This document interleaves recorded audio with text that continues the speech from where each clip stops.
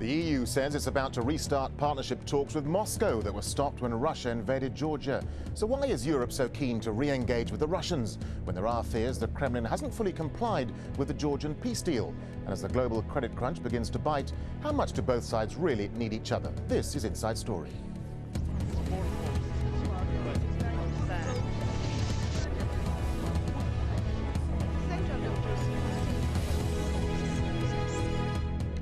Hello, I'm Darren Jordan. Well, it was supposed to be a tough stance in response to Russia's military campaign in Georgia.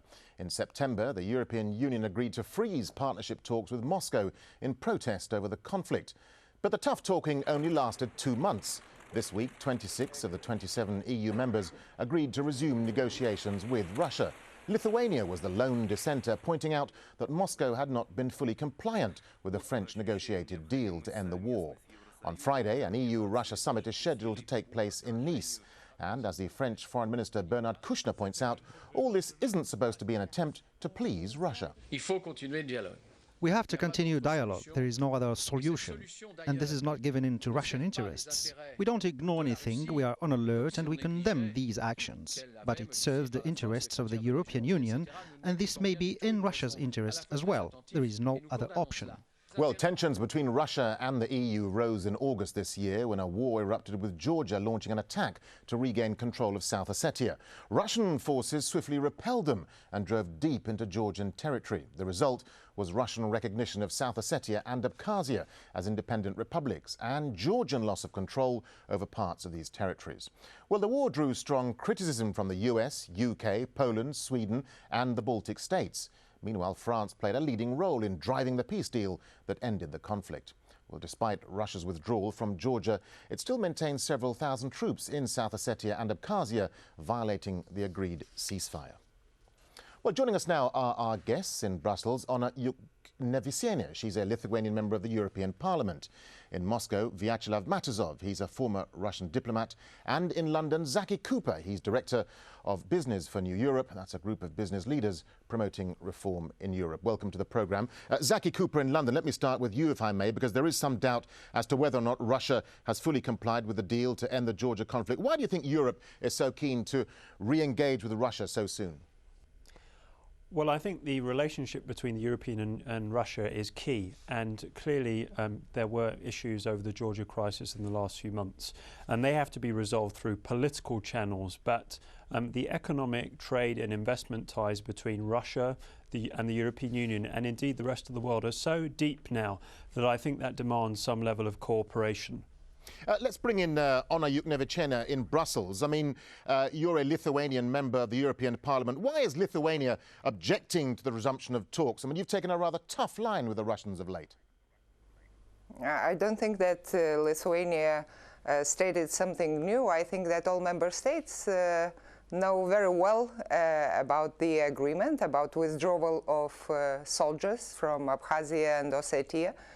And this was agreement between Sarkozy and President Medvedev. So I think that Lithuania is reminding to all European states that Russia did not fulfill its obligation.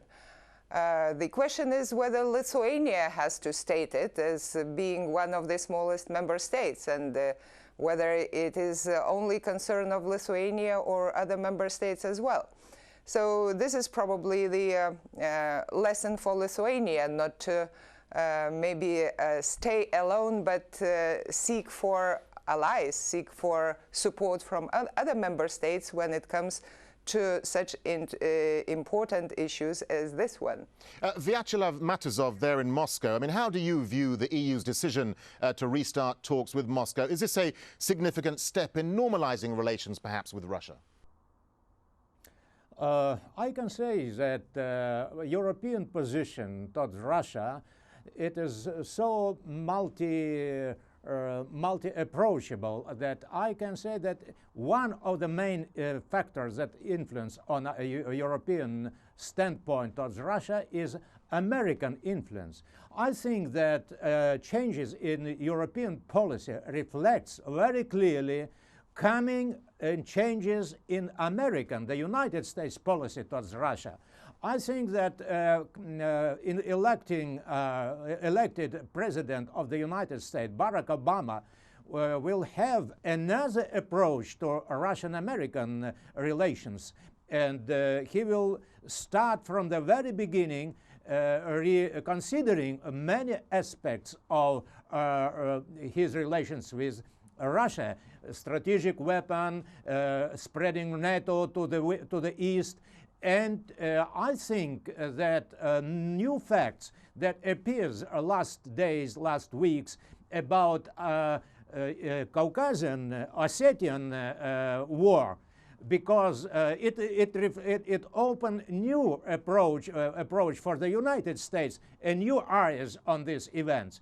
I cannot agree with Lithuanian representative that Russia is responsible. Russia is not responsible. Responsible those who supplied Mikhail Saakashvili with this weaponry. Okay. Why they were sending weapon to him? That's the question. And this question will be put before Lithuanian, before Ukrainian, because those who send weapon to Georgian regime. Okay, we'll come back to the Georgia conflict in a second. Let me bring in back Zaki Cooper there in London. Apart from Russia being a major gas supplier to Europe, what are the other economic reasons that make Russia so vital to Europe? Well, Russia is now the third largest trading partner to the European Union, behind America and China. Obviously, I think around half of Russia's exports go to the European Union. So there are key linkages between Russia and the rest of the EU. What the Georgia crisis showed us is that no nation is an economic island. And in fact, we saw plunges in the Russian stock market following the Georgia crisis. In fact, on a single day, the stock market in Moscow fell by 20%, which was its largest fall in almost 20 years. So I think what we've learned from the crisis is that no nation can act alone, and we're very much interdependent, and which makes cooperation and dialogue all the more important at this time. It's an interesting point you make about the relationship, the economic relationship perhaps, but and I want to put that point to Anna Yuknevichene back in Brussels. I mean, isn't it in Europe's best interest, for all the reasons that Zach Cooper just spoke about, for Europe to restart these talks with Russia? I mean, despite Lithuanian concerns that Russia perhaps hasn't filled all its obligations to end the conflict in Georgia. Yes, I do agree with you that economic issues and trade relations between European Union and Russia are vital to both sides. I wouldn't say it's vital to European Union, it's vital to supplier of the materials and seller of products. What I point out as a very important message, I would say, from European Union, even though Lithuania did not support, but I think that Russia always was the most interested country to keep European Union split.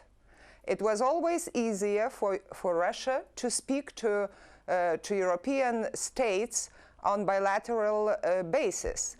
And this is the main interest of Russia. And what is good that the European Union on this very important issue succeeded to achieve an agreement between 26 member states. Even though Lithuania is not there, I have to admit as Lithuanian that this is very good achievement, that Europe is united, and therefore the European Union's common strategy, energy strategy, will be or can be now presented much stronger as from united European Union.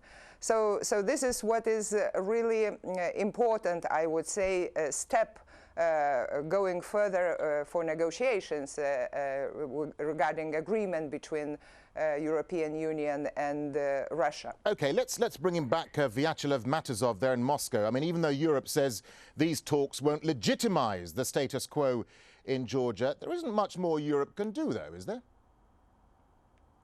Well, first of all, I can say that Russia has never targeted splitting European Union. On the contrary, Russia, with all Russian efforts, were to consolidate European Union on the base of independence from American policy, independent to be reflecting their own European interests, economical interests, political, diplomatical interests. So I cannot agree that target of Russian foreign policy was splitting different states in the European Union and so on. I think that we, as a Russians, were trying to make bridges with United Europe, but the United States, who peddled to Poland for using their goal to positioning their rockets to check radar, and to Lithuania, they were spreading rumors that they were studying even opportunity to put some installations of radar installations in even Baltic states. So it was behind the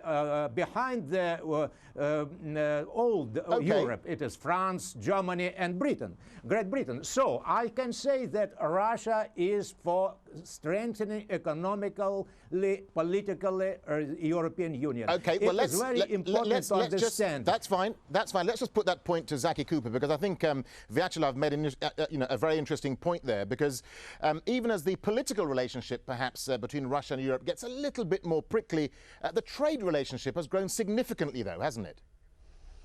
It has. I mean, it's clear that EU-Russia relations have been through a bad-tempered phase, but there is still an inescapable common interest. And at the moment, we're seeing a global credit crunch, which is affecting all continents of the world.